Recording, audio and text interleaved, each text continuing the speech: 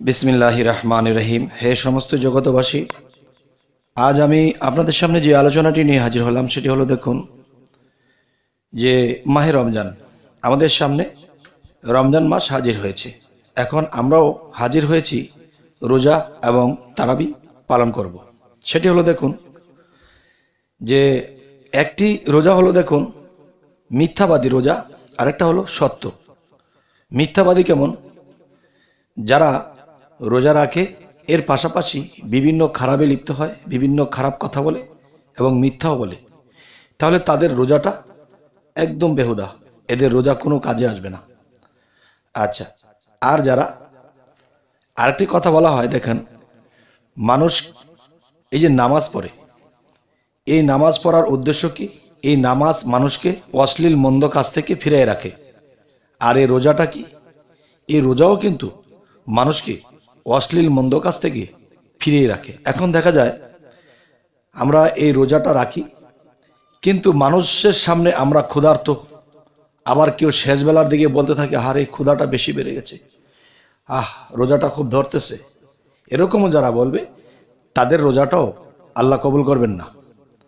এবং যারা বলবে যে আমরা যে রোজাটি রাখতেছি আল্লাহ আমাদেরকে এই দিবে সেই দিবে, আল্লাহ আমাদেরকে জান্নাত দেবে, এটাও বলা যাবে না।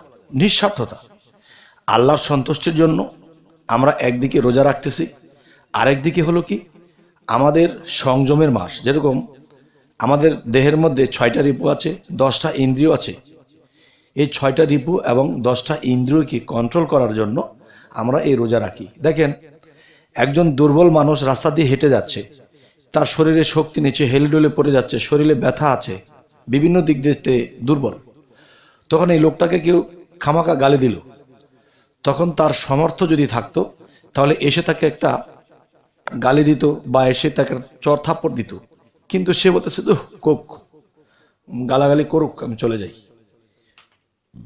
যদি তার সেরকম শরীরের ইমেজ ঠিক থাকতো, শক্তি থাকতো, তাহলে সে কিন্তু তাকে আঘাত করতো ফিরে।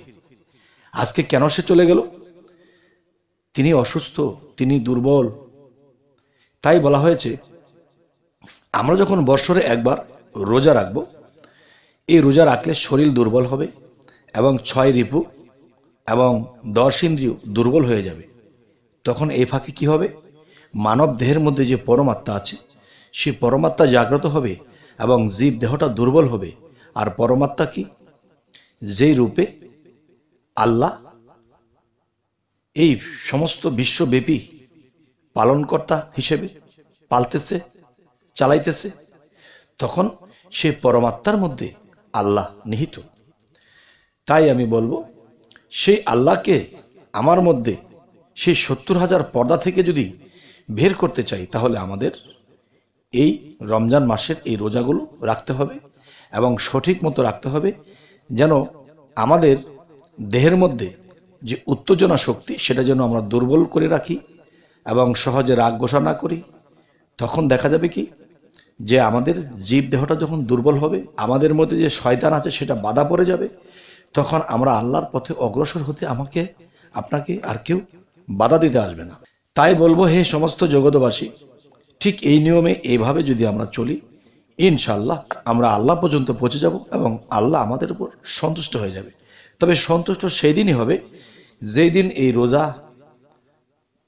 এই ইবাদত, এই সিয়াম সাধনা, এই মাসটি আমরা যেন এমনভাবে করব যাতে আমাদের কোনো জায়গায় ত্রুটি না হয়। তখন আমরা হব শুদ্ধ। আর আল্লাহ কি বলেছে? যে নিজেকে পবিত্র করলো, শুদ্ধর আরেক নাম হলো কি? পবিত্র। কোরআনে বলেছে যে নিজেকে পবিত্র করলো সেই সফল কাম। তাই বলবো, হে সমস্ত জগতবাসী, যদি সফল কাম হতে চাই, তাহলে আমাদের এই মাসের, রমজান মাসের সমস্ত নিয়মগুলো আমরা মেনে যাব। ইনশাআল্লাহ আমরা আল্লাহ পর্যন্ত অবশ্যই পৌঁছে যাব। তবে হে সমস্ত জগতবাসী, আজকের যে আলোচনাটি আপনাদের সামনে করছি, আজকে বিশেষ করে আমরা যদি রোজা রাখি, আমরা এই রোজাটা যদি নিরামিষ খেয়ে রাখতে পারি, তাহলে আমাদের নফসের তাগত কমে যাবে এবং উত্তেজনা কমে যাবে।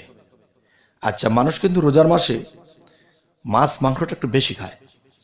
বিশেষ করে আমরা যদি মাছ মাংসটা যত কমিয়ে পারি এবং এই মাসে যদি মাছ মাংস না খেয়ে পারি তা আর বেশি ভালো। আপনি যেখানে পৌঁছাইতেন 1 মাসে, সেখানে আপনি 15 দিনে পৌঁছে যাবেন। আল্লাহ সন্তুষ্ট হয়ে যাবে, আপনার শরীর হয়ে যাবে, আপনার শরীরটি দেখা গেছে পাতলা হয়ে যাবে এবং বিভিন্ন খারাপ দিকে নজর যাবে না। ভিতরে সে আমিষ থাকলে তখন সেই মানুষটির বহু দিকে চোখ যায়। তাই বলবো যে এই মাছটি বিশেষ করে আমরা নিরামিষ খাবো, যেমন বিভিন্ন তরি তরকারি মশলা দিয়ে পাক করে খাবো। আর মাছ এবং মাংস থেকে যখন দূরে থাকবো তখন শরীরটা শুদ্ধ হয়ে আসবে এবং আল্লাহ সন্তুষ্ট হয়ে যাবেন। তাই আমি বলবো, হে সমস্ত জগতবাসী, আজকের এই রমজান মাস আমরা পেয়েছি, বিগত সামনের রমজান মাস পাবো এর কোনো গ্যারান্টি নেই। তাই মনে করতে হবে এটাই আমার শেষ রমজান। আর এদিকে লক্ষ্য করি অবশ্যই আমরা কামিনী হতে দূরে থাকব, শরীর ও মনকে আমরা কামিনীর থেকে দূরে রাখব, যাতে করে আমরা এই মাসে সর্বসাইড দিয়ে ঠিক থাকি। তবে আমাদের এই চ্যানেলের আলোচনা যদি ভালো লাগে তো অবশ্যই সাবস্ক্রাইব করে নেবেন, পরবর্তীতে যেন ভালো আলোচনায় নিয়ে দিতে পারি। তো সকলে ভালো থাকবেন। আল্লাহ হাফিজ।